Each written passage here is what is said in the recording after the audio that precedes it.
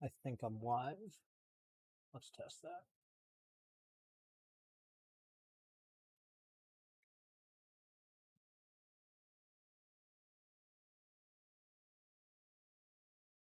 Perfect. All right.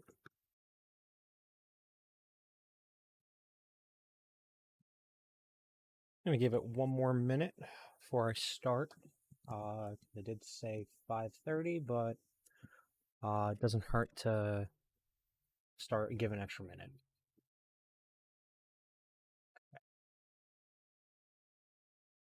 Oh, perfect. Thank you, Justin.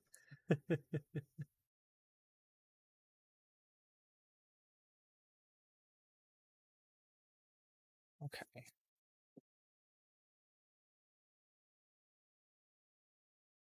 Can you tell that this is my second ever stream? um, how does my audio sound? Is it too high? Is it too low?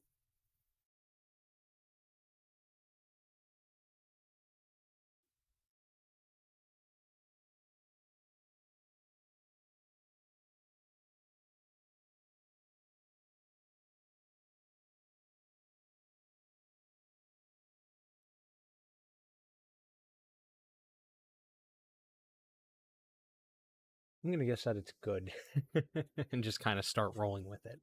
All right. So last week, just this past weekend, I went to the uh, vintage computer swap meet over at System Source, and I managed to pick up a cool few things. One of which, if you can see in front, is a 486 board. It is a Opti. It's an Opti board, so it might be a bit too low. I'm probably the wrong person to ask. Well, well, I should probably figure out how to up my audio. That would be kind of a smart thing. So roll with it. I like that. We're just gonna up that just a little bit. Go from there. Alrighty. So, System Source Swap Meet picked up a few things. One of which you can see before you is this Opti 486 board, and luckily, very excited to work with this because it supports a DX4, and I was going to put the chip into the socket on the live stream, but I didn't realize that the socket was broken, so it opens up and it snaps back down. All the pins seem to be fitted properly, but I can no longer pull this out. Um, so I missed the opportunity of putting the chip in for the first time. I was testing it and it got stuck. So, and that wasn't because I tried to smash it in there with the lever down. That's just it it was doing this before that. So I think there's a broken spring on the inside. Um Hopefully it still works. But I just wanted to show off a few things before I actually mess with any of the jumpers or try to look up the sport online. Um it looks like it might have about 16 megs of memory. One 8-bit ISA slot, 3 VLB, and then 3 standard 16. And I happen to have this Cirrus Logic VLB card that I'm hoping to put onto it.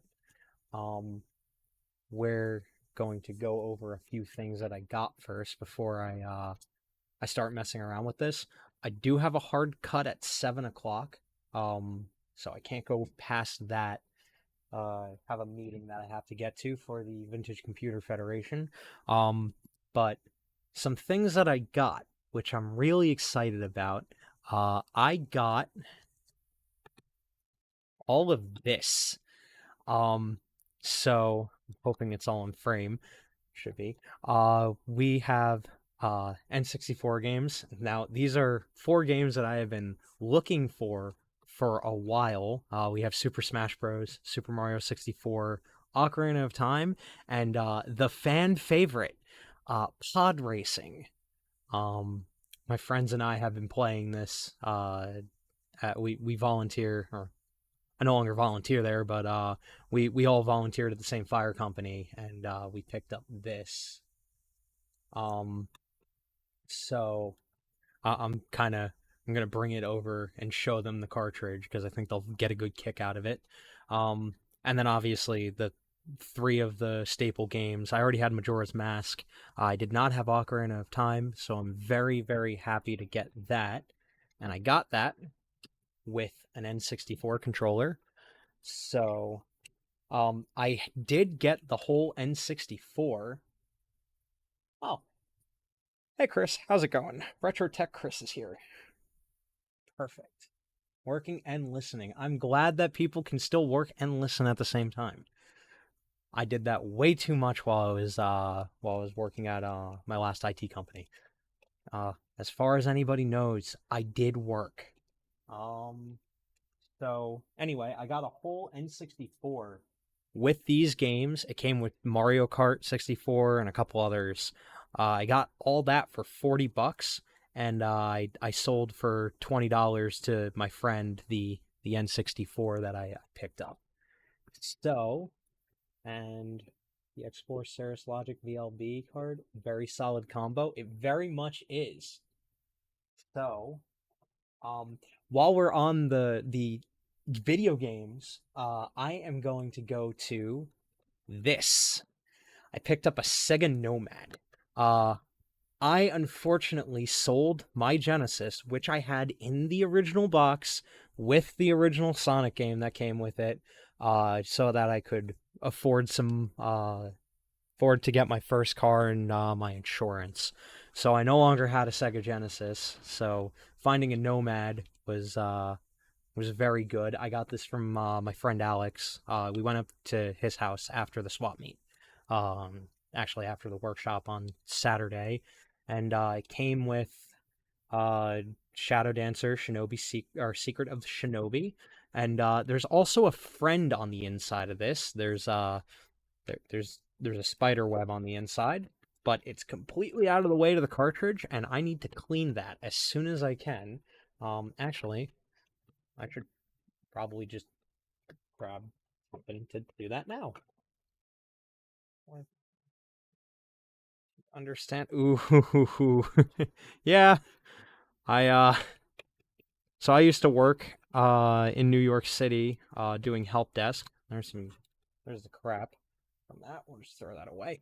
I used to work in New York City doing IT, and that was a time. I live like 2 hours from the city, so commuting every day, 2 hours both ways was just not a very good use of my time. Uh, oh, oh, hello. Hello, Stan. You can just call me Ian. I don't mind being called my real life name. Everybody kind of anybody who knows me personally, I don't really go by any sort of special internet name. So anyway, Sega Nomad. We're gonna move on to just a bunch of junk that I got. These are some switches. Uh, ooh, you know what? Those are at the bottom of the game of the I said the games, the pile of stuff.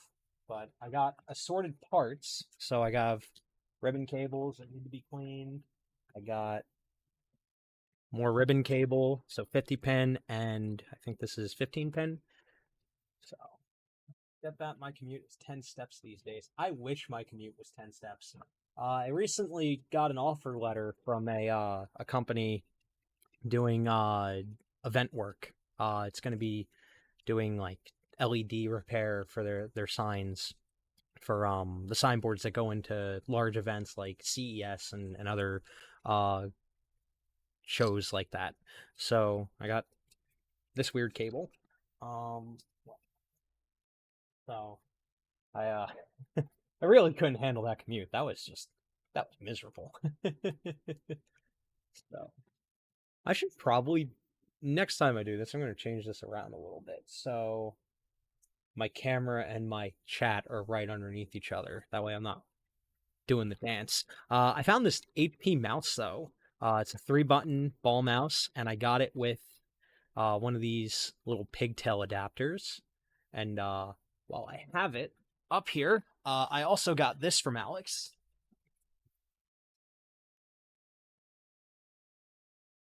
It is an IBM Model M with PS2, but wait, there's more. It also comes in the special version where you can remove the cable and change them.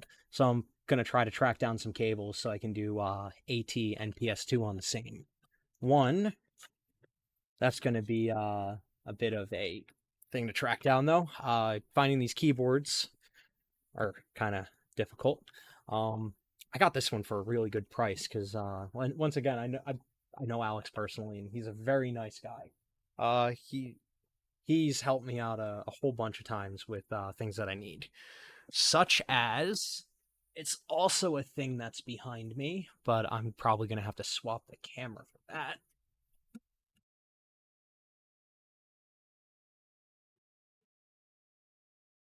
I think it'll fit.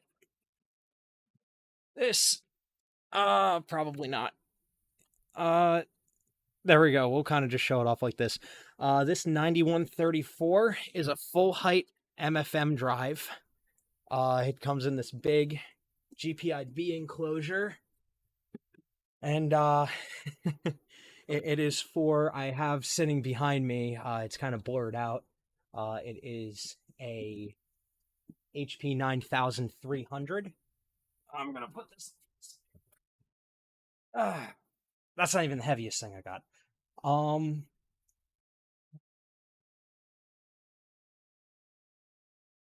yeah, well, it was kind of lucky. The job that I did work when I was in New York, they used to let me do work from home. I'm just gonna change the angle on that. They used to let me do work from home on Thursdays and Fridays, so I was lucky in that regard. But that Monday morning, waking up to go into the city, and Tuesday wasn't bad, but Wednesdays, for some reason, everybody went. It was weird. I think people kind of just set up their schedules in a way where probably, you know, Monday and Friday they didn't want to work in the office, and then everybody was working Tuesday, Wednesday, Thursday. I have no idea, but Wednesdays were always my heaviest commute. Um, that's also when the train always broke down the most. So anyway, um, does the MFM drive work? I have no idea. I need to test that. I'm having problems with the computer actually. I have a that out of the way. I have a little computer that I built, which is here. Apologies, I am in my bedroom. So, apartment life. I have this computer here, which is this big block. I'm gonna have to figure out some things. But it has a GPIB card on it. I have Windows 98 running on it, and I tried using a program called GPIB Drive or HP Drive or whatever, and it just did not work properly. So now I have that MFM drive to see if that works, and if it doesn't, I have a stack of in a box behind me. I don't feel like digging it out, but I have a stack of hard drives in a box. So, and I know I have like 3 or 4 MFM drives. So, the next thing in the bag of mystery, oh boy, I got these from Connor, the resident IBMer of our group. I got that guy. This guy.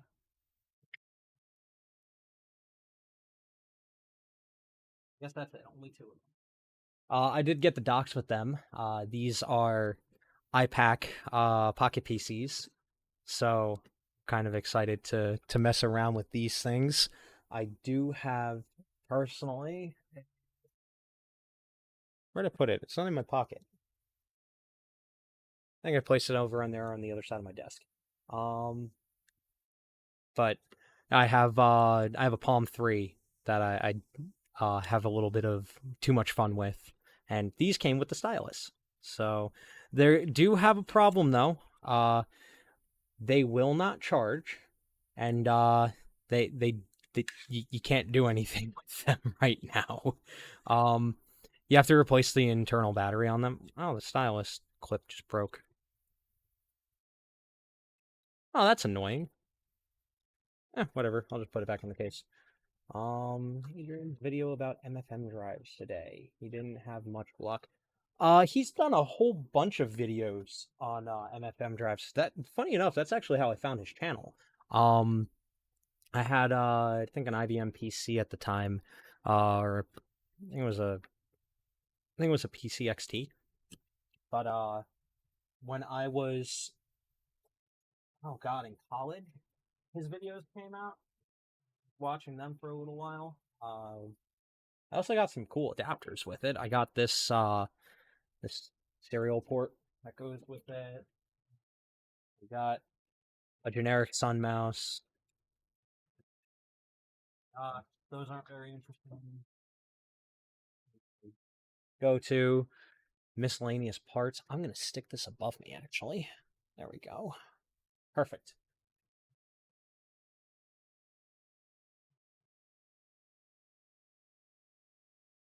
Oh, this was a cool one.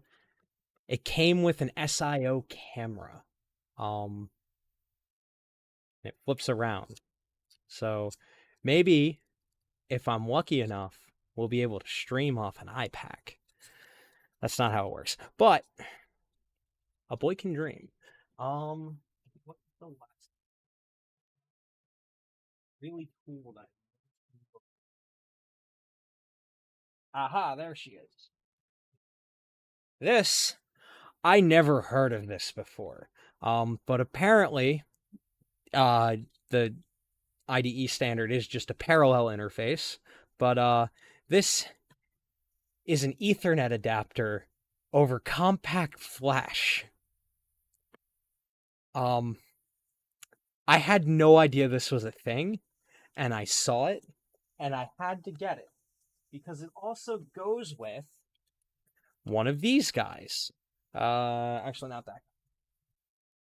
I have the dock that it goes with, but I could grab just have a compact flash card sitting around here somewhere, but I got this guy.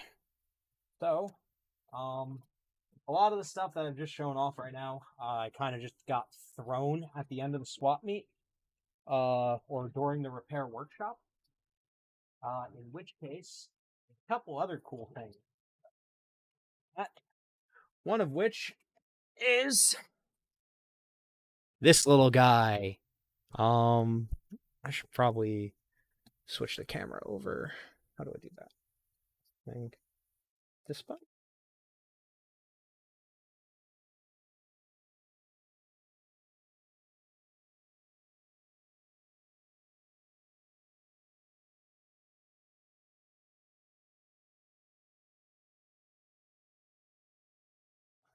So switch that back over. So we have this little tiny alpha. I'm just gonna check the chat. Yeah, Wi-Fi card. It's cursed. Lost audio. Oh no! Don't tell me that. It says it's coming through. Oh, it's back. Cool. I may have bumped the microphone while I was talking. I'm using NVIDIA Broadcast, which is doing all my audio processing. Oh, I lost it when I switched the cameras. Huh. I switched the inputs on the video. So or the sources or the scenes. I'm still learning how to work OBS. Like I said, this is my second or third stream. I think I did one Twitch stream, but nobody watched it. I'll have to fix that. I guess I'll go through that later. So we have this that I got at the swap meet. It is a Wi-Fi 232. I was testing it a little bit yesterday, and this guy is cool. I hooked it up to my teletype. I don't have it here. I have it at the museum. I have a KSR 33. If you went to VCF East, You probably would have seen it at the demonstration for Colossal Cave. It was my Dolch and my teletype hooked up over there. I'm trying to go to different events with Marcus. He's the guy who's working with Ken and Roberta Williams to uh, get awareness out for their new game that just came out, which is, I guess, still Colossal Cave, but it's a 3D version of it. Um, so anyway, uh, yeah, CF card, it's cursed. Yeah, I'm curious to know how that even works, or like how the drivers work on that. Is it plug and play? That's something I'm gonna have to look up. Um, oh, oh yeah, sure. We'll we'll do it like this. There we go. Will keep it safe. But you know, um, yeah, I tried streaming on Twitch. The only reason why I did Twitch was because I tried doing YouTube, but I had just created, or not created, I've just reactivated the channel. Because if you notice, my last video was a car from 1930 two or 1933 I was working on, but that fell through because a hurricane happened, a tree fell on it, and then when the tree fell on it, the township came out, said, "Oh, you can't have this back here. We're gonna fine you." And then the my landlord was like, "Oh, you can't have this here," so he made me get rid of it. I was kind of upset about that, but it is what it is. Um, we definitely did talk at East a couple times. So at East, I was one of the staff guys. I was the one at consignment who was barring the door, preventing people from going in too fast, because it would have been absolute pandemonium if we did that. Um, so sorry, I have ADHD. Twitch. Yeah, I did one on Twitch because YouTube said I couldn't do a stream because I didn't activate the service to do live streams. Don't know why they do it like that, but it said I had to wait 48 hours, and I had actually it's the unboxing. It's the unboxing of the Octane that I sold at the swap meet to Justin.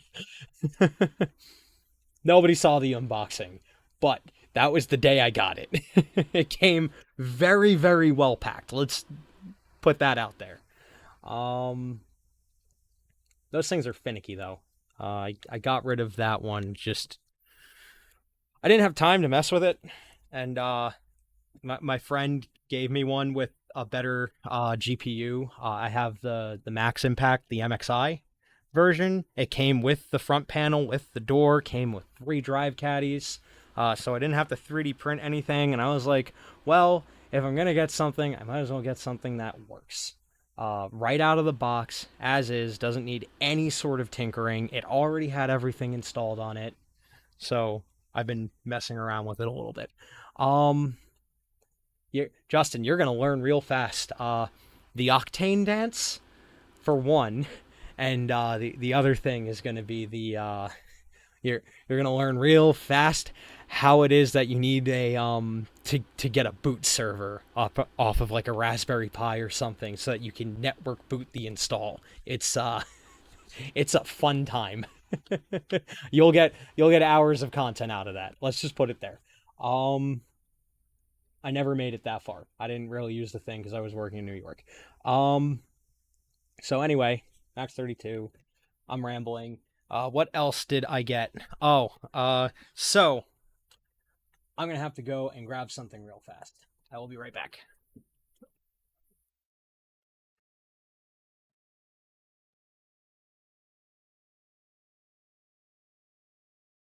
To the corner I go.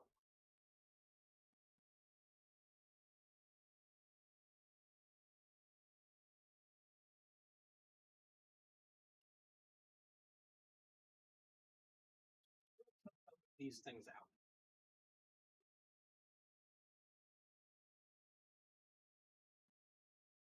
So I picked up these two things for something else I got at the swap meet.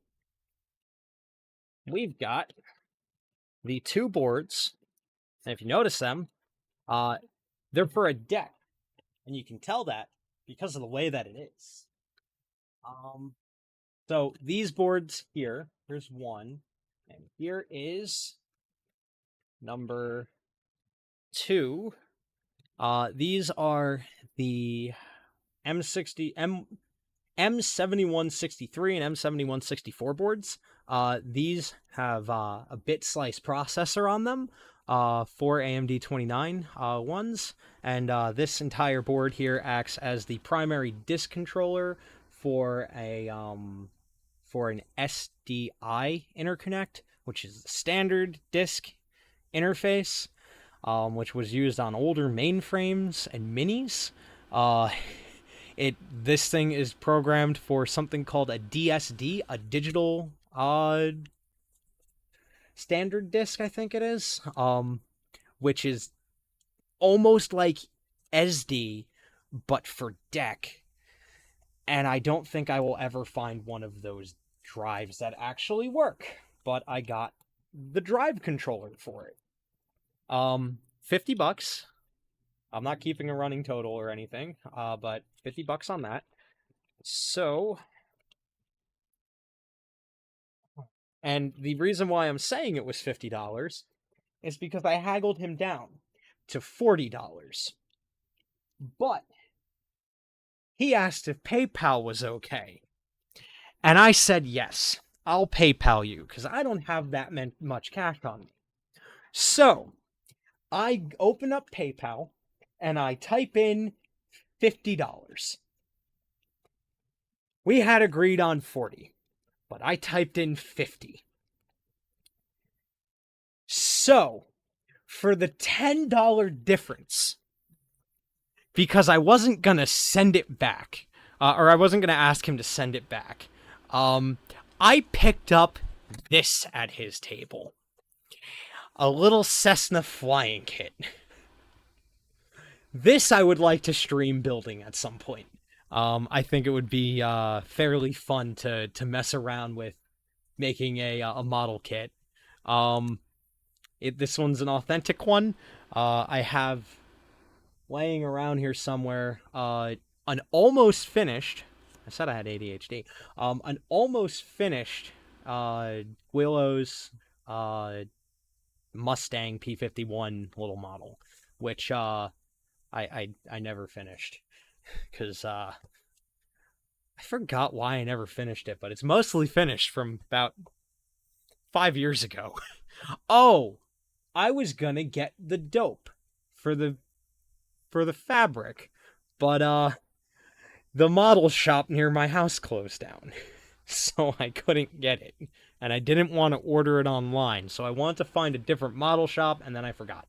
And then I also have a weird Japanese market. It's I think it's a Mitsubishi plane. I don't think it's a Zero. I think it's another one. I have to check what the number on that one was.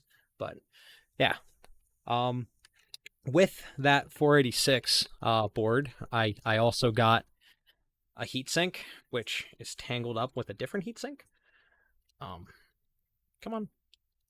There we go. So I got this heatsink with it, but I'm going to be using this Vemoline heatsink. These things are cool. I never noticed that they unscrewed before. If you ever see these round heat sinks and these little Vema plates, I would like to eventually 3D print or cast mold new plates from this one. That way other people, if they have one of these screw-on heat sinks and they broke the plate, they can just, provided it screws back in place, you can screw it on. This is also what gives your tension on the processor. So we'll put that on later. What else did I get? I don't think I'm lifting this thing up. Right beneath me is... I am not lifting this thing up. I got from Connor as well. That thing is heavy. No. Not doing that. I have a vac station. I got a vac station 4 with all the processor boards in it. So it has a VAX 4200 on QBus and the 3 graphics planers, so I can do 2D graphics from a VAX station in VMS. I'm probably going to mess around with it and get Ultrix on it. I have 2 MFM drives in there, RQDX3. I have to find an RQDX3 controller though. That I think is almost. I didn't get too much. There's my friend Thomas. Oh, that's what I got.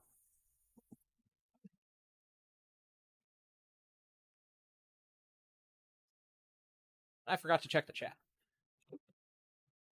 Optiplex running Linux. Yes, you can set it up yourself. There is a open project called Booterizer. There's another one called Love. You can use them to work as an out-of-the-box boot server from a Raspberry Pi. You can just get the image and run it off of that. I'm sure you could just run it in a VM, but I have a Raspberry Pi that I hooked up to use that as. So that's what I did when I had my Indigo, or Indigo 2, which I also sold to my friend Thomas.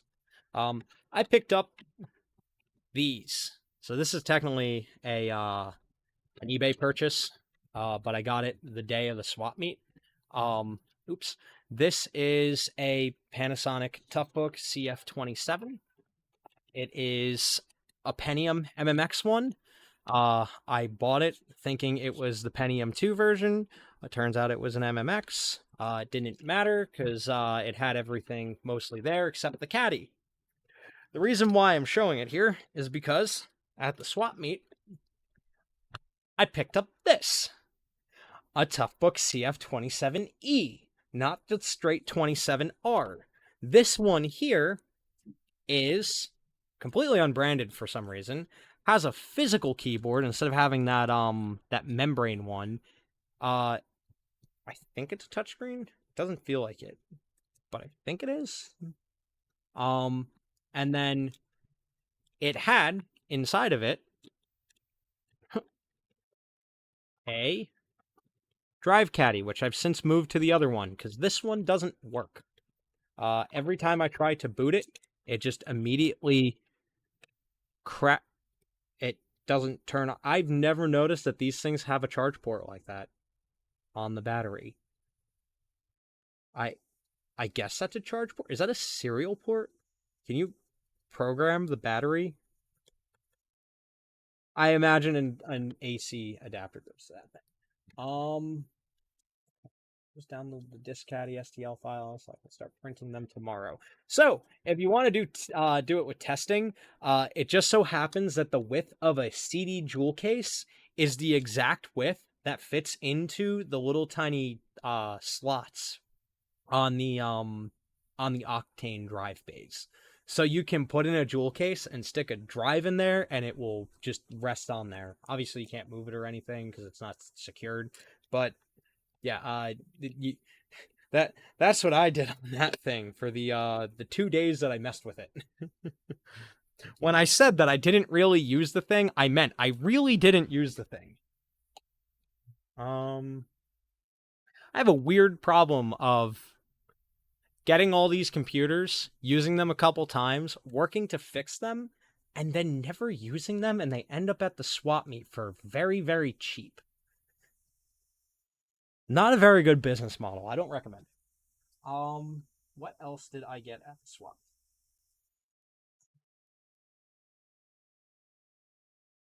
Is there anything else I got from the swap meet?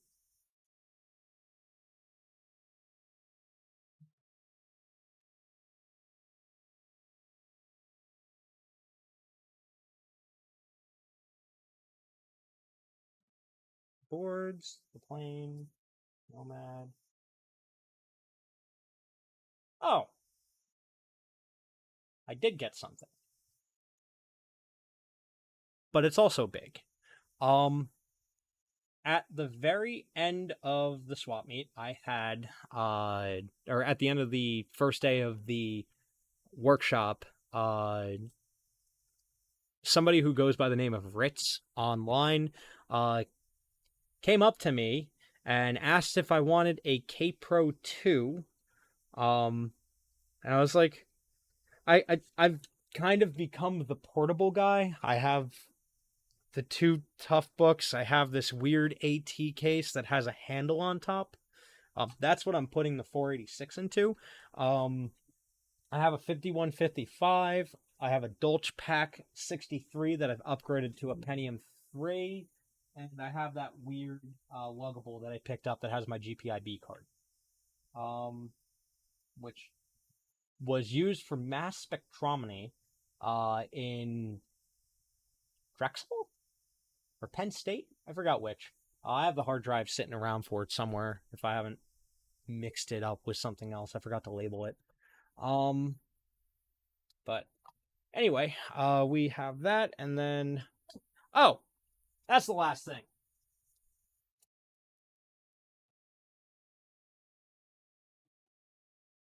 A seller showed up at the very end, and they showed up with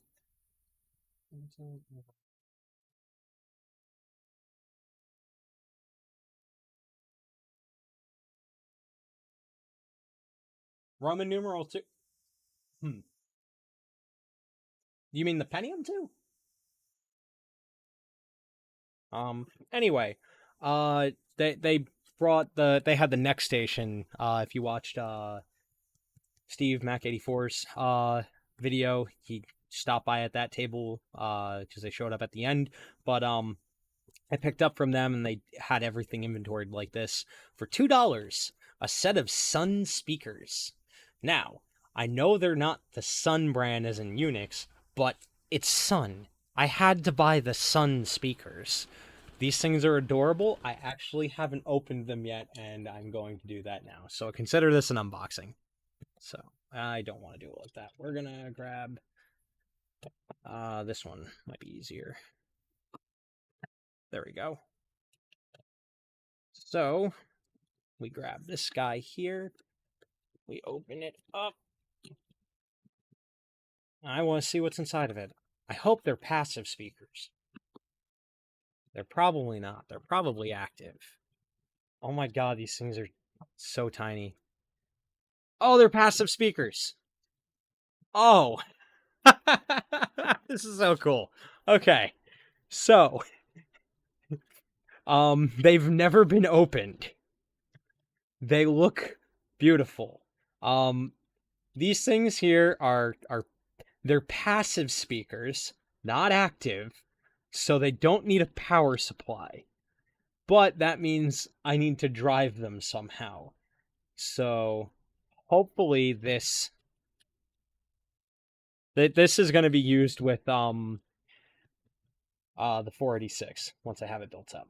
Oh yes, K-Pro 2. Yep, it's the Roman numeral 2. It's one of the first one of the first model K-Pro 2s. It's so early. It's so actually it might be a bit of a later one. Typically they are. I'm gonna stop playing with the plastic. Typically, they have everything socketed in them. This one didn't, and it had a memory problem. So I went through the board, desoldered every single chip until I found which memory chip it was. The person who had it before me, they desoldered some logic chips to try to fix it first. But I'd seen the issue before and knew that the garbage on the screen was definitely a memory issue, so I desoldered all the memory chips, tested all of them, and 1 out of the 8 of them was bad. So, it was... I found the chip because CJ at System Source, he had an extra one laying off to the side since he was replacing... Okay, CJ has been working on the 68K Iris SGI workstation desk side that they have. This thing is massive, and it has 4 memory planers. Each of the memory planers have, I think, 6 16 or 32. I think it's 32 4164 memory chips. Now, they're all Micron. And if anybody who's ever done any sort of repair on old boards that have RAM issue know that Micron chips tend to have about, oh god, like an 80% fail rate. And we've proved this because there's about 500 of them inside of the Iris total, and about 400 of them so far have tested bad. So it's about an 80% fail rate. So he gave me some of the good ones, and I plugged them into I put sockets in, and I plugged them in, and the Kaypro turned on, but I don't have a boot disk. And I don't feel like making a boot disk. So I'm giving it to my friend Thomas, because he said that he wants a CPM machine, and I already have a series of RC 2014s. So, yep, it's the later revision. The earlier one probably would have had all the sockets for repairability, but it doesn't on the new one. But it is what it is. I turned it on yesterday to try to get the disc to write, and I plugged it into my Grease Weasel so I could write because it's single-sided discs. I was going to write a disc for it. I turned it on, and a tantalum blew up in my face.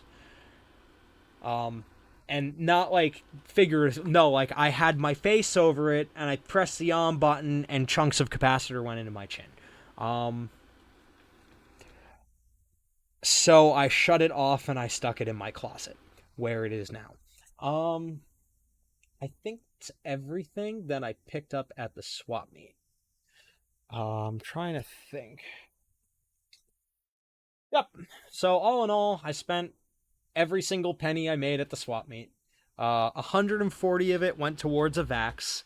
But I have wanted a Vax since I am a nutcase, and I have a cobbled together PDP 1123 sitting right underneath me that I haven't used in a while. I had to 3D print the front panel, and actually this is kind of cool. It's made on Veriboard.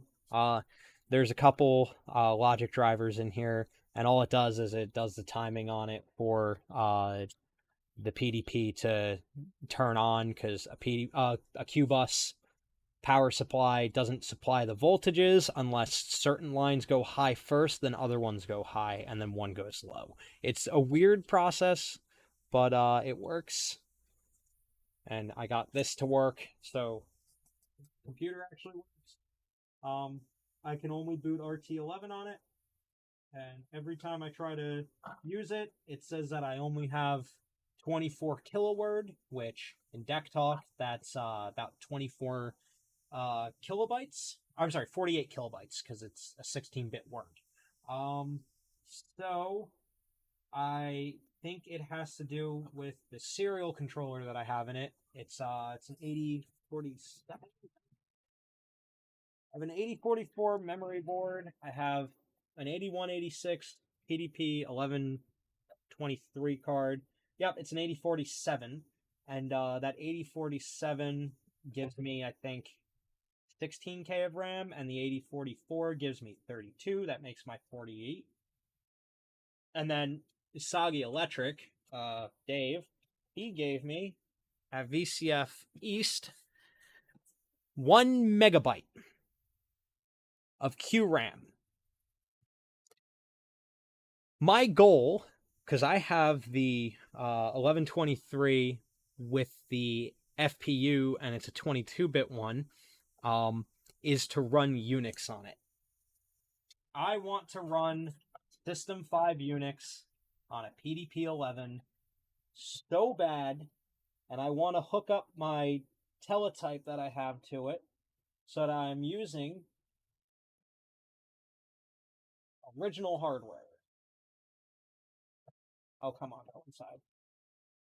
So, something that they never teach you when you get into Q-Bus is how much of a pain the cards are. They're a very big pain.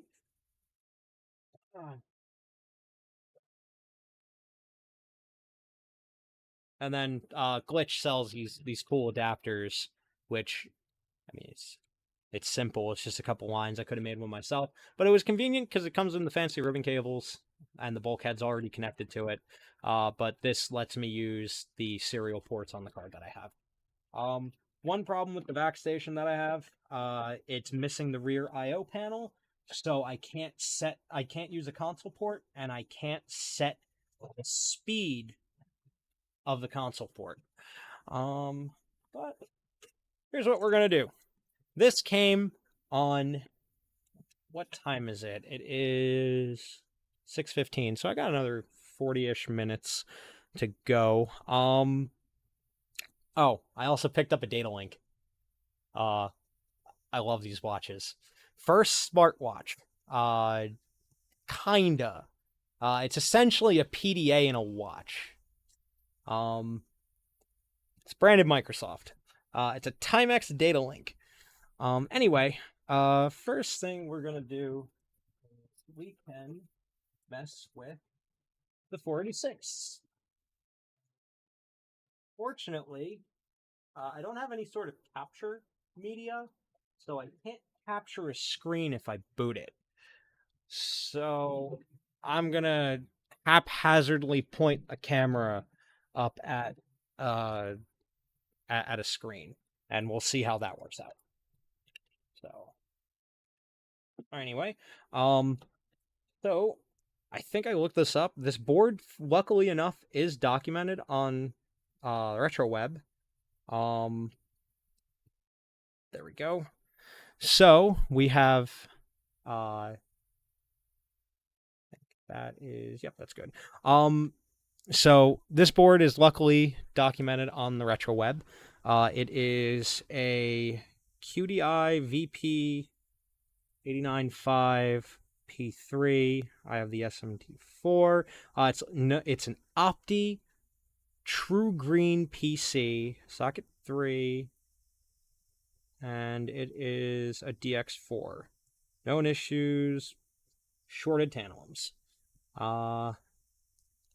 We're going to check that port real fast and make sure that nothing's shorted on it. So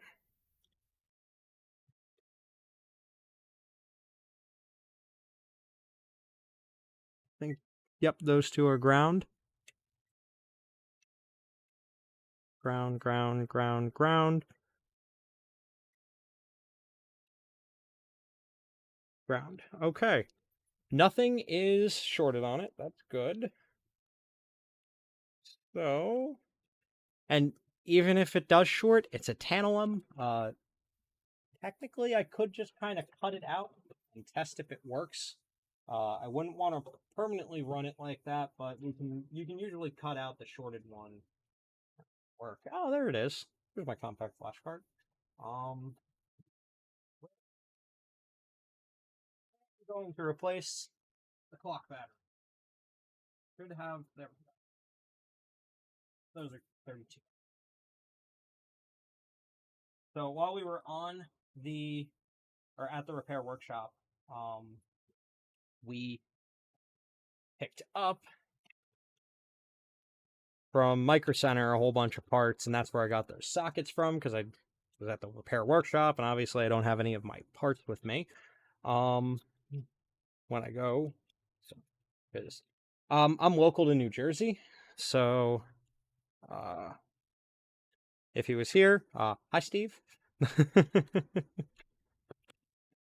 I still have to go over and get crushed by printers in your basement.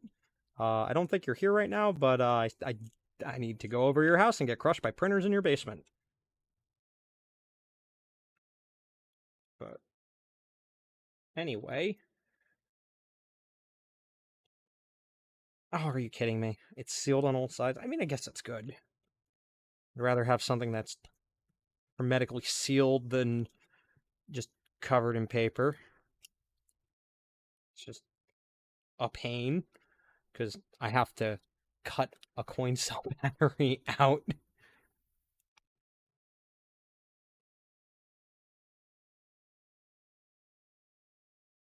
I don't get it. Anti-theft packaging like this is anti-consumer. I'm gonna cut myself on this. That's how that works, right? All right, there we go. So, first repair. I am so happy this board. This is the first 486 board I've owned that has a CR 2032. I'm used to seeing Dallas chips and Vardas. And when I say I'm used to Vardas, I mean I'm used to them. I have. Oh, I did pick up a couple other things from the swap meet. It's underneath my VLB card. I got these. This is a 6800 compatible uh controller. It looks like it came out of probably a what would it be? Like a card reader or a scanner or something because it has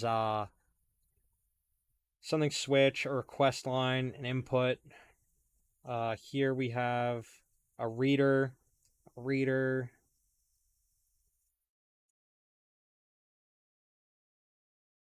This one's marked strike.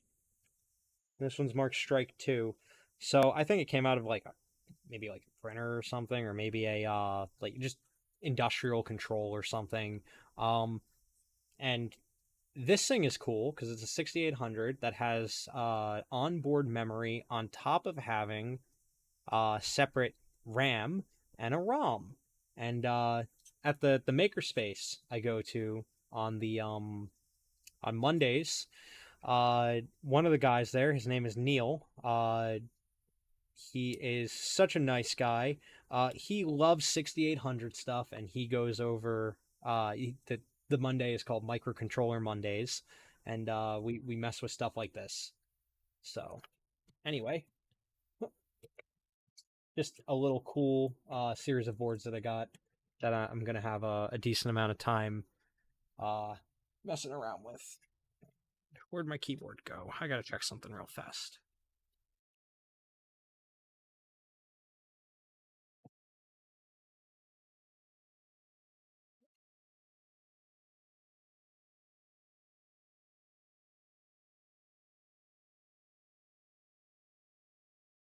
Anyway, all right. So where was I? 486 board. We are going to get this thing set up. I'm just gonna throw that in the garbage.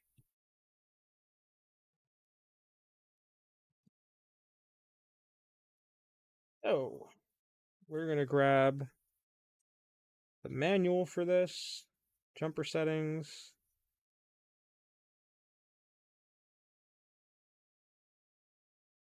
Oh boy, this thing supports a Cyrix and an AMD X5. That's cool.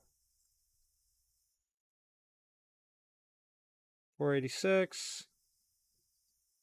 We have all the jumpers and everything marked out. I don't think I have any fan control on the board. I do not. That's unfortunate. Okay. Where else? We have can support 64 megs of memory total. And if I want to run a 486DX,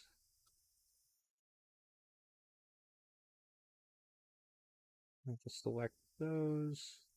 I can select cache size. I need to figure out what the cache size is. Green device connector. What is a green device?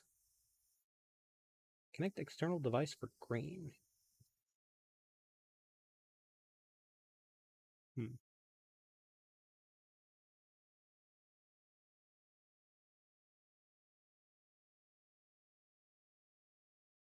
Oh, nope, nope. No tantalum caps exploded. I did check the continuity on them, and there nothing shorted, so that's good. Um, I did blow up the tantalum in my K Pro. Not on here though. That was different. I have the manual up right now for this motherboard. Um, okay.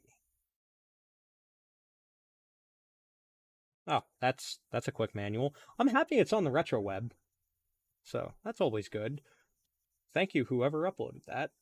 Oh, I tried uploading the tough book that I have. I ended up pulling the drivers from the on the archive, the Internet Archive. They had the drivers zipped up in a 32 gigabyte tarball of the entire FTP site that Panasonic used to have up, and I downloaded the entire thing, separated out the drivers that I needed for this model, the CF27, and they it uploaded, and then I got a malware strike on it.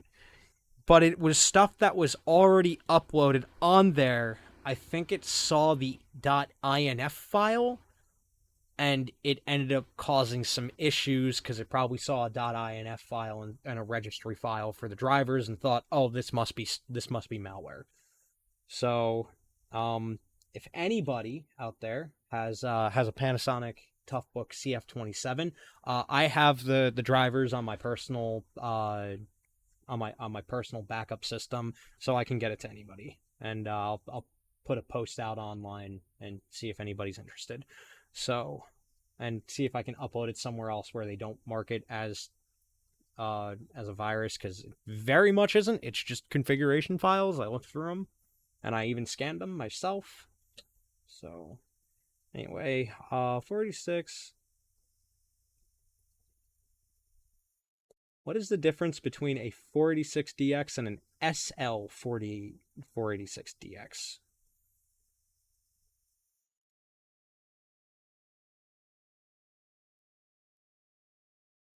Hmm.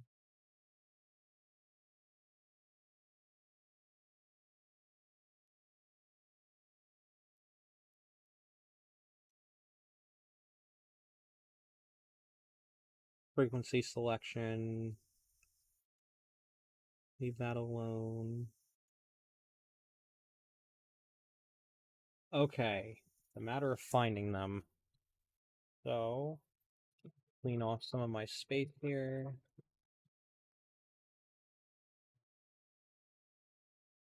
Where is my screws? There. Okay. I have a whole bunch of miscellaneous screws from when I took something apart for parts. I need to clean this up.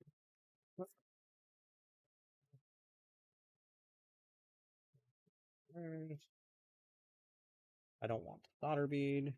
Oh, can I use my magnet? Hey.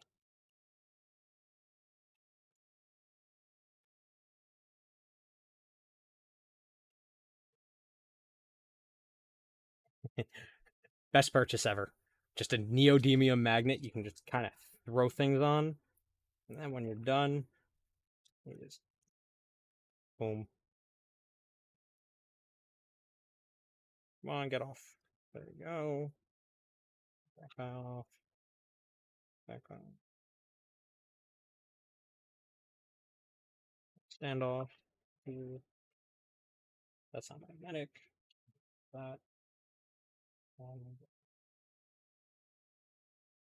we go. Clean. Perfect. All right. So, and I'm sorry for the graininess in the camera, so you can't really read the jumpers like I can. I'm using a what would it be? A document camera. That's why the frame rate is so low on it. It is a document camera. It fits perfectly and stands right up above what I'm working on. It doesn't get in the way, but it's stuck at 720p at 30 frames a second. It can do high res. It can do 1080p, but only at 2 frames a second. And I learned that one my first stream. Uh, that was a good time. JP3. JP3. Oh, wait. It shows me where they are, doesn't it? J2, JP3, JP3.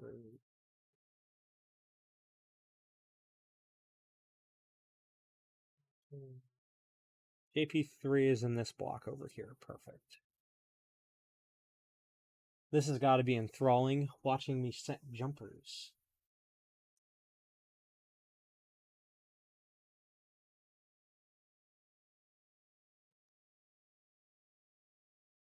Three, 1 to 2. 1 to 2, we're good. Hey. JP4. Why is JP4 not next to JP3? Why? Who did?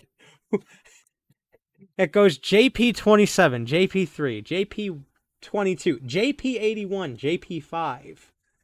Where's 4? Why?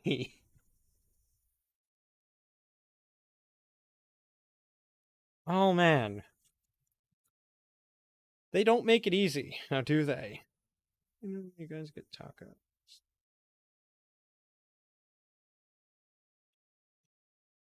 Okay. JP4, JP4. JP44. Ah, it's right next to the CPU socket. JP4. And that needs to be open. Good. 2 to 3 on JP5. Good. JP6. I think I saw 6 around here somewhere.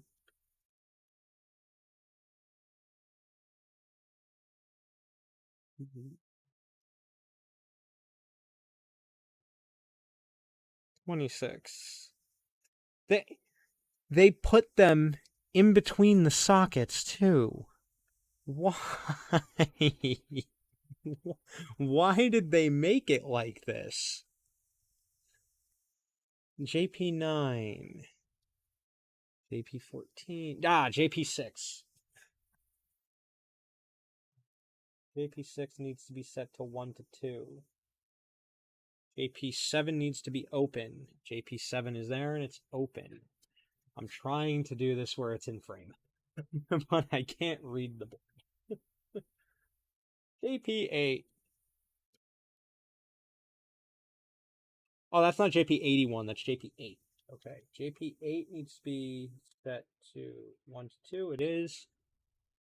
JP9.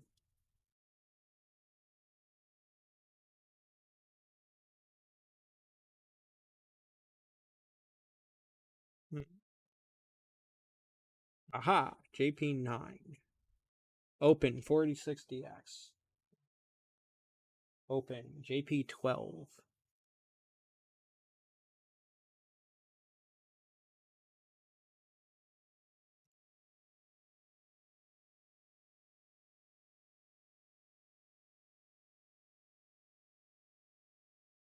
JP9. Okay. JP43.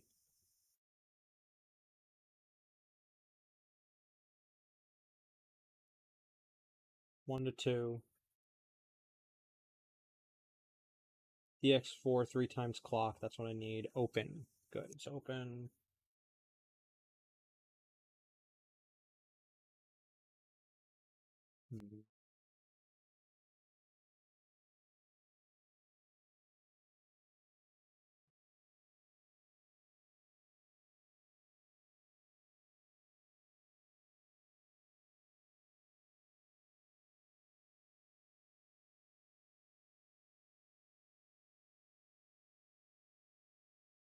We're going to download this manual so I can check them off. Okay. Markup.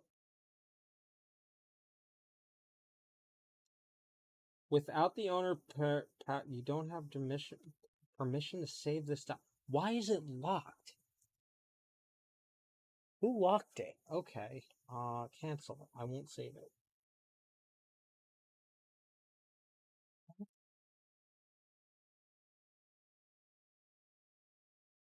Okay. I'll do you one better. Screenshot. Where's the button? Okay, cool. And now I can mark that up. Markup. Markup. AP. Oh. 1, 2, 5, 6, 9. What was open? 22. Where's JP22?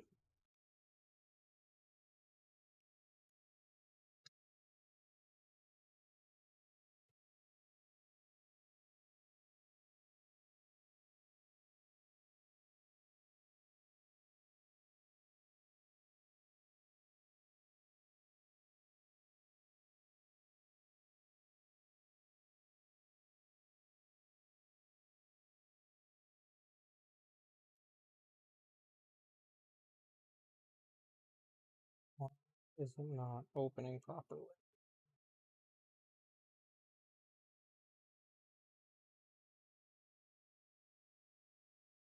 Recents. There we go. Three dots. Split view. Photos, photos, photos.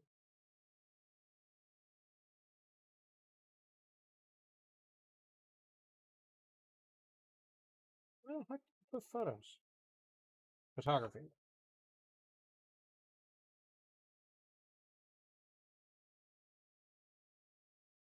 Okay, cool.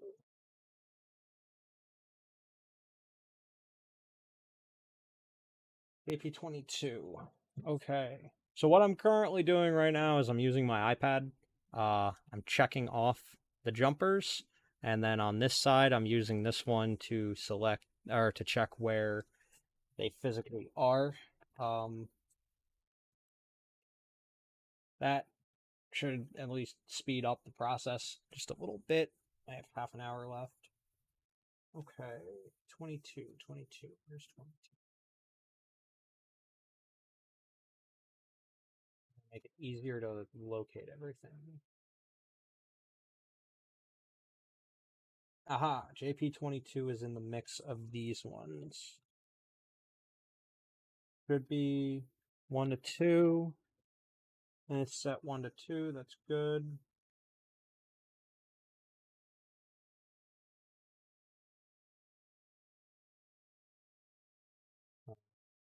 There's any recommendations or anything I should be doing with the stream, anything that could be improved, please feel free to message in the chat or message me and let me know. As I am very new to this, so I definitely want to make sure that everything's being accommodated for.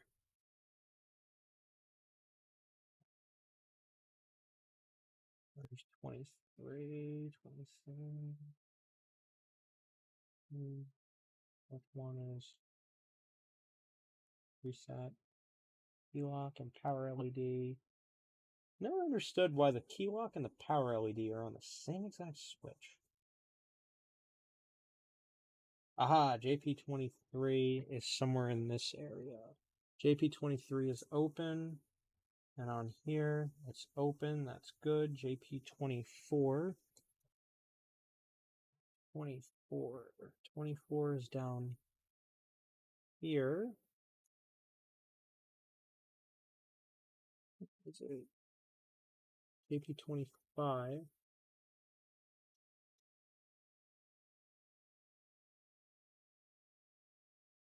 Okay, so this thing used to have a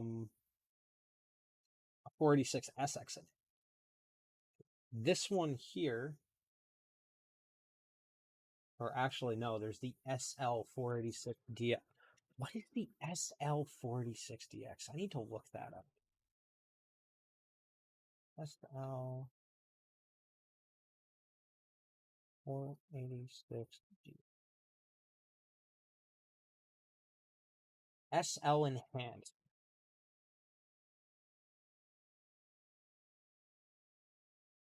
Huh. Do I have an SL enhanced?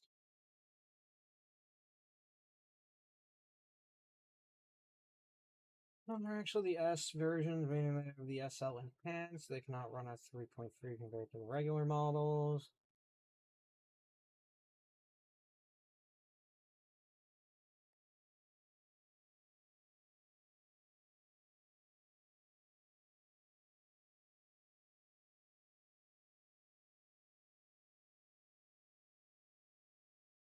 So then this had either an SX Or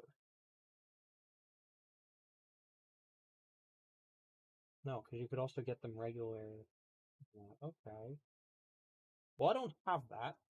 So looks like the 486-4 is not SL enhanced. Okay, cool.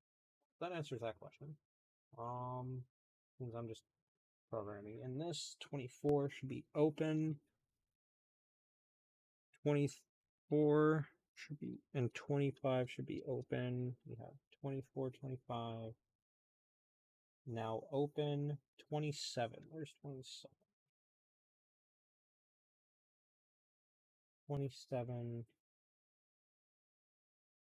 open because it's marked other. So I'm gonna move this a little bit. There we go. JP27 sets. JP36 should be down here.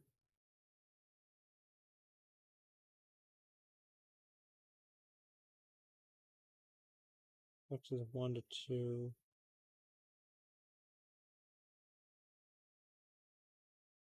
Where? Hmm.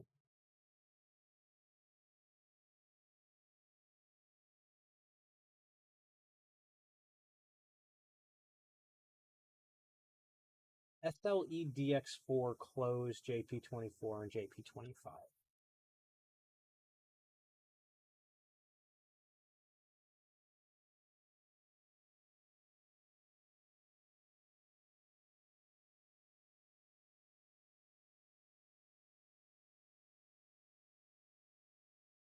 Hmm.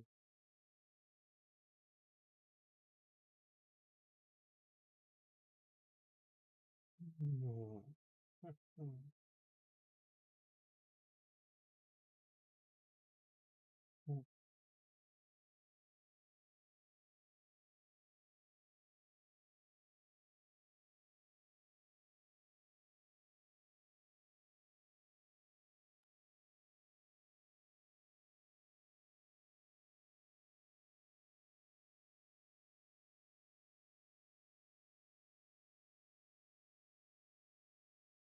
I don't see JP36. Oh, I see it. It's over here. 1 to 2. Okay. And then, all right, well, this is where my problem comes in. I don't know if I have a spare jumper to close that. Means I'm gonna have to rob one from something else. I feel your jumper pain, says the guy. Tried 3 new 46 boards on one shirt. Oh my lord. Soft config was a godsend. Yes. Yes, it was. The only place I don't really, or I prefer jumpers, ISA cards. Sometimes plug and play is just annoying, and it's just so much nicer to know everything about your hardware down to the exact address that it's at. But then again, the most I've ever dealt with that was dealing with sound cards and network cards, which almost conflict against each other in themselves. I'm gonna go grab another board and I'm going to pull some jumpers off of it. Oh, okay.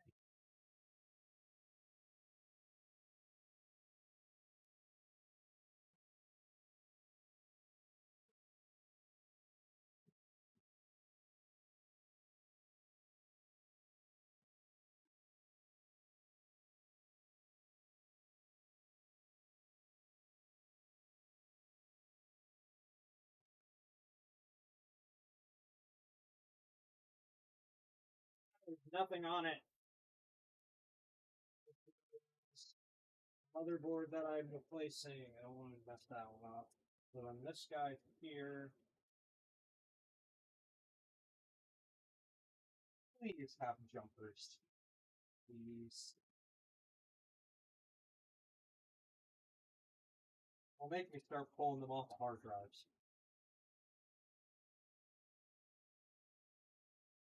How are there no jumpers?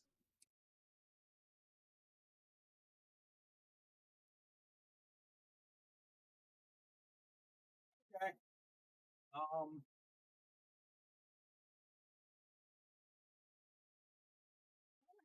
x86 boards that don't have jumpers.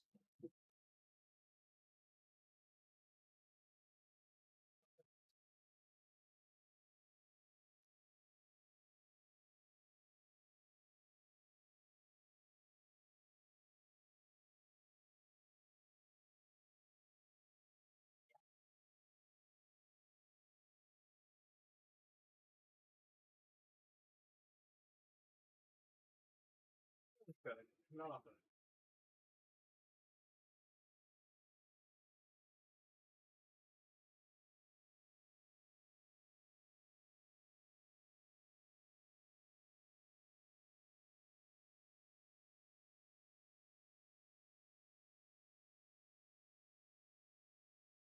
Okay. Yep.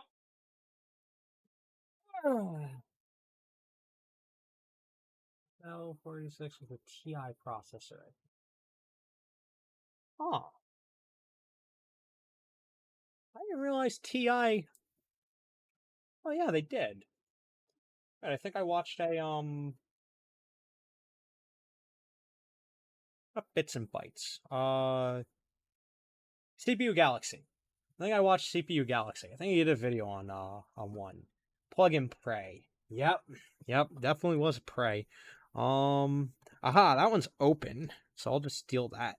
That's mine now. Actually, are there any other ones on the board I can recycle that are open off to the side? That one is open. That's set 3.3. I can take that guy. So I want to close these two.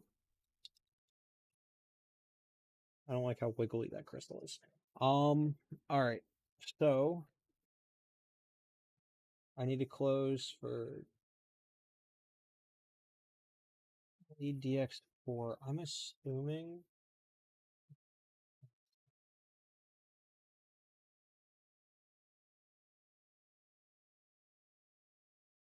Okay.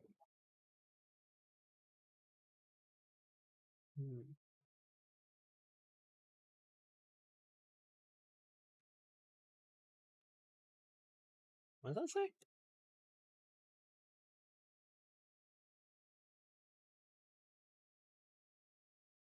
Yeah, I made them for Cyrus. Topic is in the basement. Yeah, yeah. For Cyrus and the weapons, colors, chips. Nearly the extra.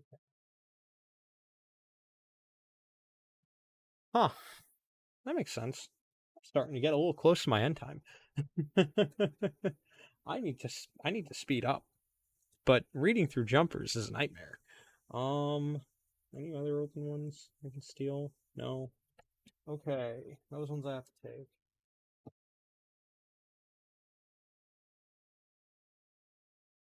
JP36. Where's JP36?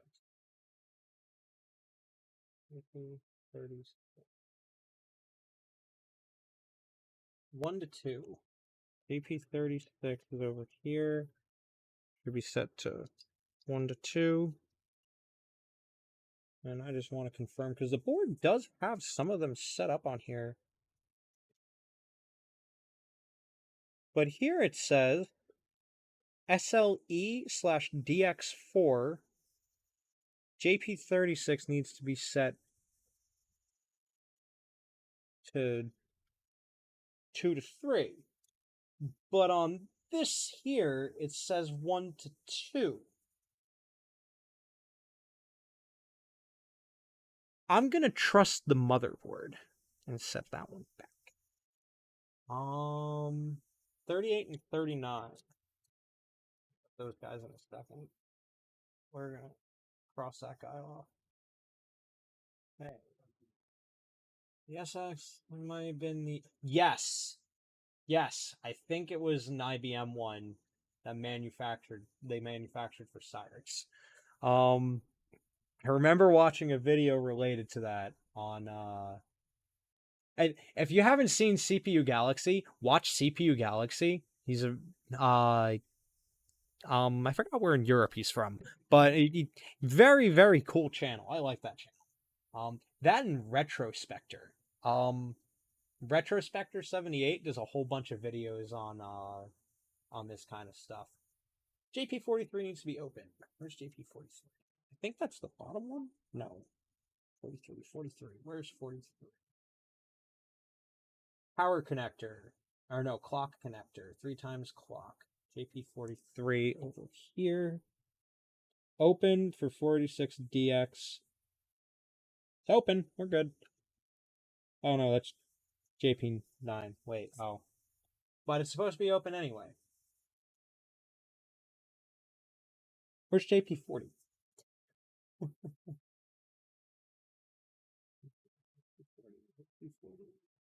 Aha. Green.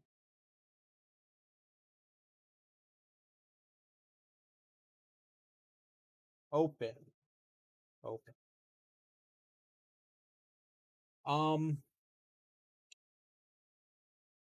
So I'm not sure what. Hope he's okay. I should reach out to him. Oh, I'm assuming Retrospector. Yeah, he hasn't made a video in a while. I think like 8 months. Um, I hope he's okay. Hmm. That and uh, a British guy, I think. He does Budget Builds Official. He does newer stuff, but like he does the Core era and Pentium 4 era stuff. His videos are pretty interesting. He tries to see how much he can push out of less than modern hardware. So, hmm.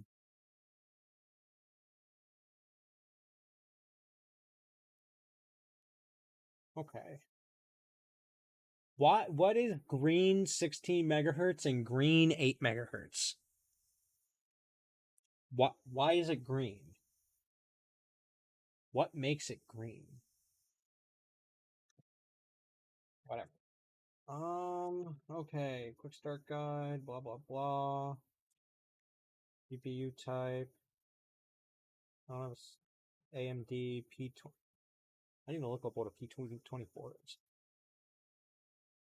JP3839. 3839. Where are those two? Those are probably close to the processor.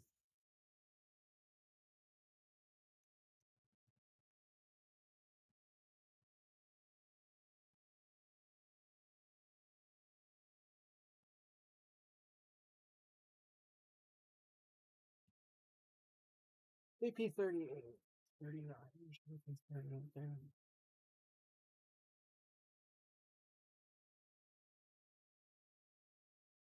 Low power mode.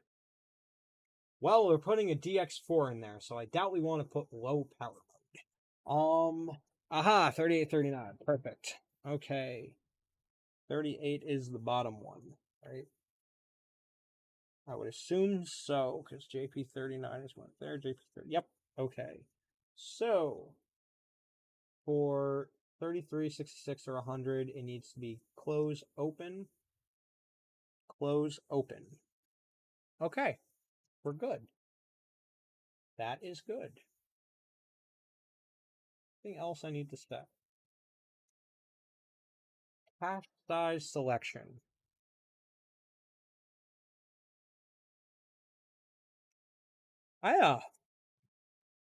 I'll have to look up those strips. How big is the cap on it? 125. 125.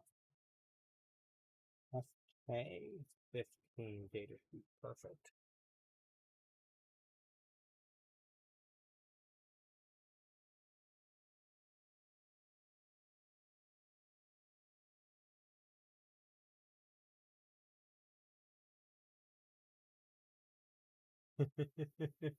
To be honest, I'm not much of a Star Trek fan. I might be vilifying myself by saying that, but I never watched it. I remember seeing scattered episodes because my dad's a huge Star Trek fan, and he would watch it when I was much younger. I never watched it with him.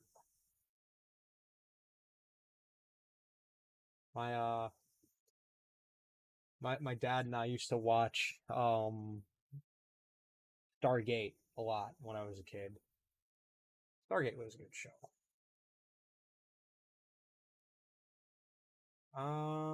I think they are 61 256 32K by 8 CMOS SRAM. So, yep, and I have 1, 2, 3, 4, 5, 6, 7, 8. Yep, I have 256K of it. Wait, yeah, I have 256K of it. Okay, so going back here, 256K should be JP10 and 11 closed. JP10 is closed. JP11, wherever you are. Where is 11? I want to take the engineer who designed this board and smack them. Just smack them. For not laying out anything on this thing properly. JP11, is it all the way up here? No, that's 35 and 12. Why is 35 next to 12? Generation. Got it. It is me. Okay. 13. 45.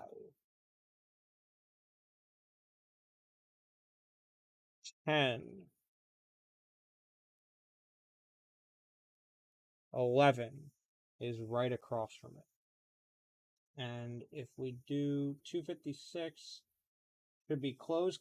They're both closed. 13, which is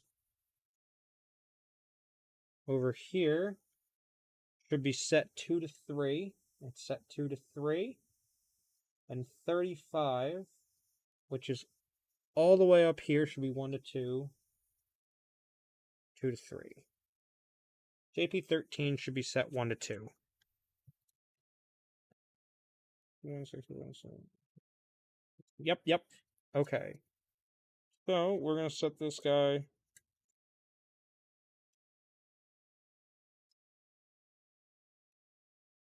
One to two. 1 to 2. Oh no, I got that backwards. Yep, it's set right. I was looking at 512. I definitely do not have 512.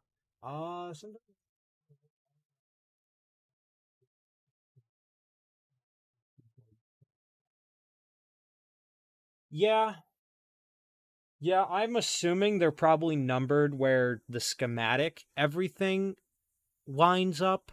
So 13 and, let's say, 10, 11, and 13 over here, and then 35 over here.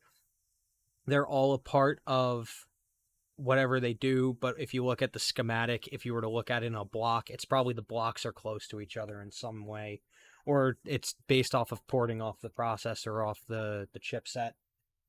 That's my best guess, but that's for convenience and engineering. But for what would it be? The UX design of this motherboard is awful. I am the user, and I'm not being very well experienced. Um.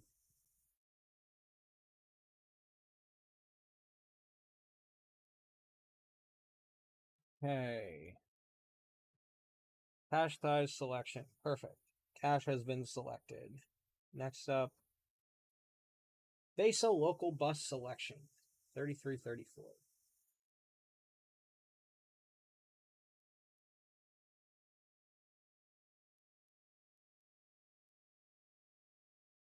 $33 and $34. What time is it? I can go another time. 334. Aha, it's down here somewhere, right? No, it's up more.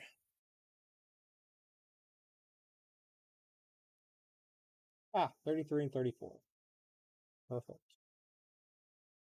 Master 1, Master 0, Master 1, Master 2. Okay. We have 34. Is the base a local bus selection?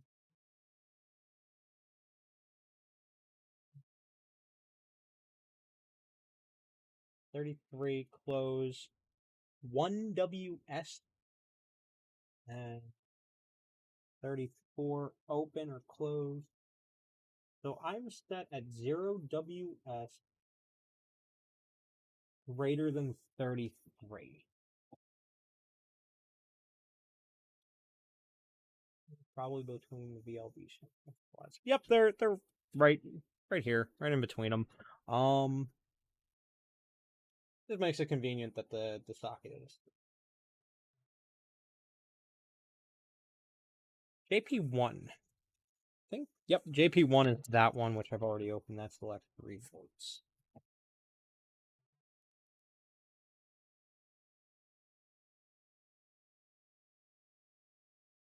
Some VLB cards cannot boot at 8 megahertz. We recommend the computer be booted in high speed.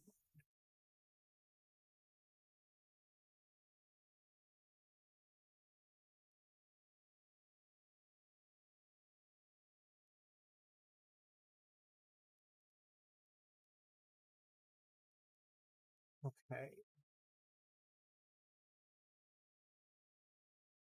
Want 0WS. Okay, perfect. It's selected for that.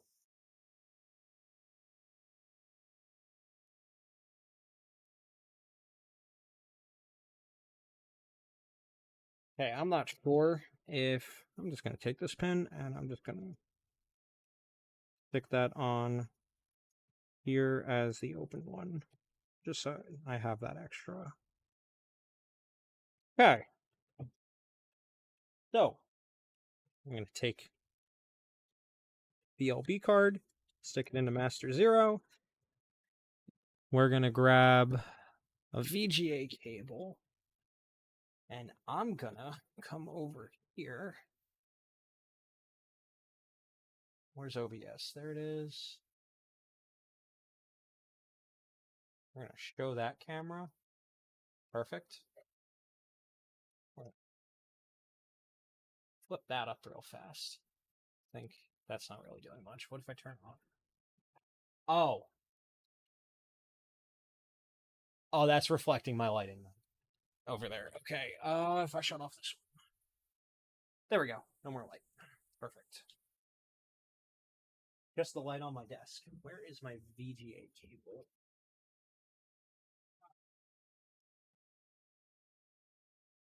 Hey.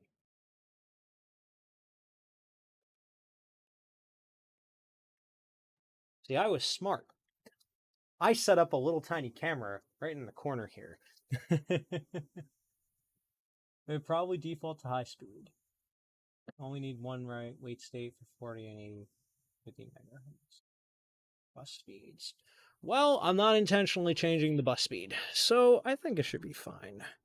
I've never messed with VLB before. I've only ever messed with PCI and call before. 845. I don't know who that is. I've only ever messed with PCI and straight ISA, so VLB is a new experience for me. I'm not even sure if this system will work. I've never tested this RAM.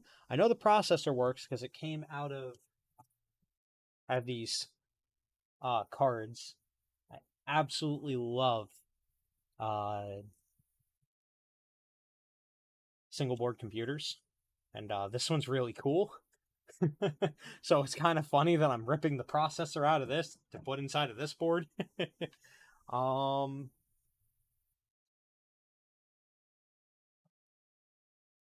This course. Oh, you're about to be introduced to the Jank Supply.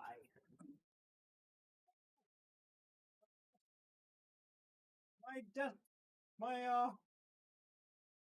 my Microsoft mouse. My Microsoft Interbus mouse. This is the jank supply. It's inside of a floppy disk case, haphazardly thrown in here. Now you're probably wondering yourself, why? Well, this here is an AT power supply for a single board computer. I don't know if it has enough power to drive this motherboard, but my god, are we trying it, because I don't have an ATX power supply on hand. Or, I'm sorry, an AT power supply on hand. I really need to get one. So, the fun part is, it's switched by my beautiful little assistant here, which is a power box I made from an outlet and a light switch. Okay. Bump to bump. And we're missing some power rails, so it probably won't do anything. This is the closest we're getting.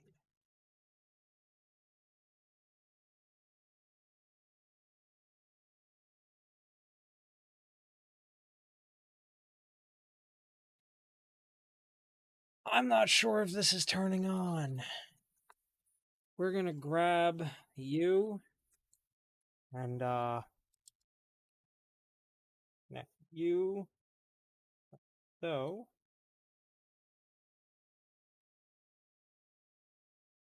there we go. It's getting power because the fan is spinning.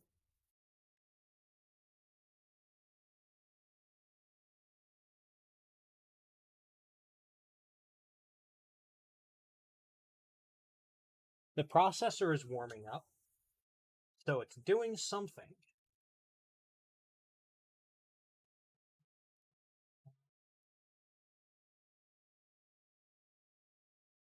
I'm just gonna keep there. Like so. For now, where is it? I know I saw it. Where'd it go? Ah, okay. Speaker. Could be these two. And isobus facing the rear. And turn you on.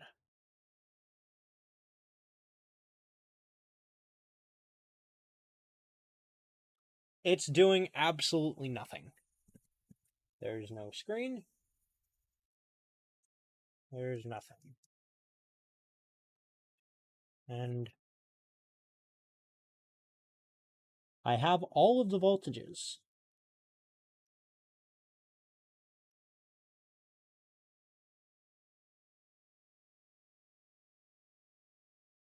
It doesn't even beep. Okay. It might be that I need to connect that there.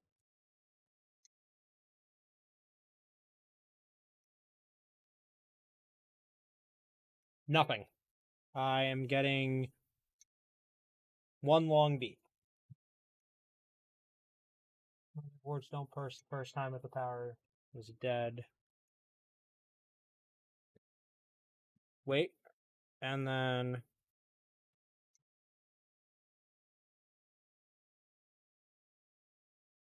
nope.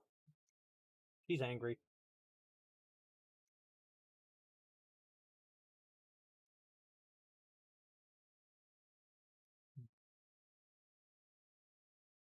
Getting one sustained beep, 3 seconds, and then a beep.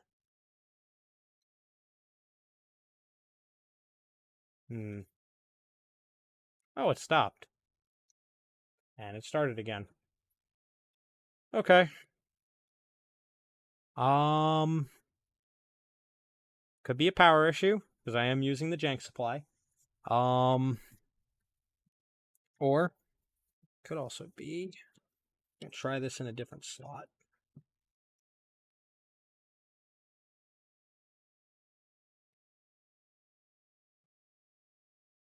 See if that changes anything. Am I a reward? AMI.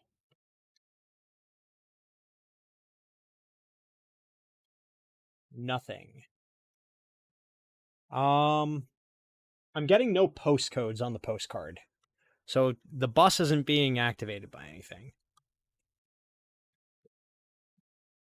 So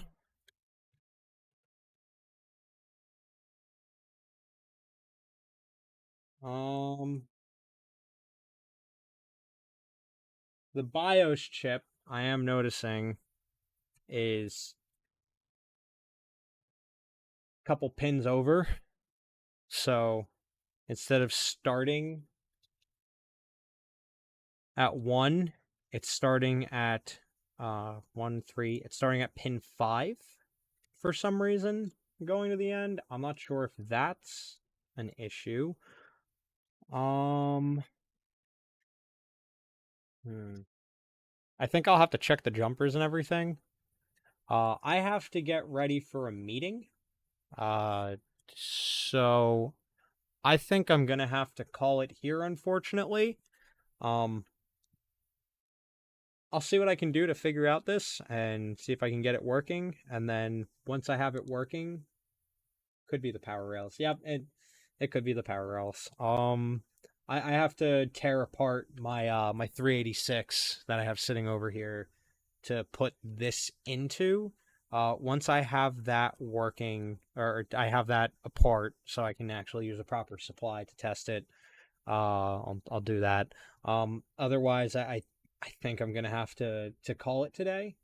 That is normal. Don't move the BIOS chip. I will not move the BIOS chip. Do not worry. I would have looked up something like that first before moving it over and then killing it, because I know you can get this one might be a 27 versus maybe a 28 or whatever.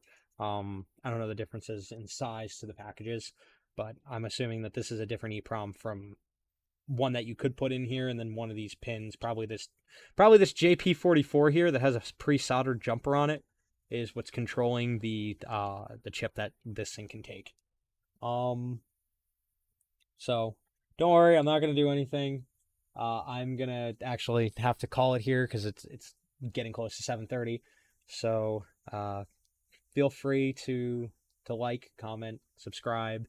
27C 512. It could also take a 27C00. Ah, I'll have to look up the other one. I'm not familiar with an 010. Um, I'm guessing it's one meg instead of 512. Anyway, thank you very much for watching. Feel free to come by again. I'll try to do these I'm thinking every 2 weeks, maybe every 3 weeks. I'm gonna try to aim for Thursdays. I'll probably wait 3 weeks. That way, I'm off the cycle from also the meeting that I have to be at, so I can run them a little later. I would have much rather done this from say 7 to 10 instead of 5 to 7. So feel free to like, comment, subscribe. I'm going to make sure that this stays up as a video that anybody can watch, and maybe I'll see about taking cutting it down and making it into a production. Thank you and have a good one. Where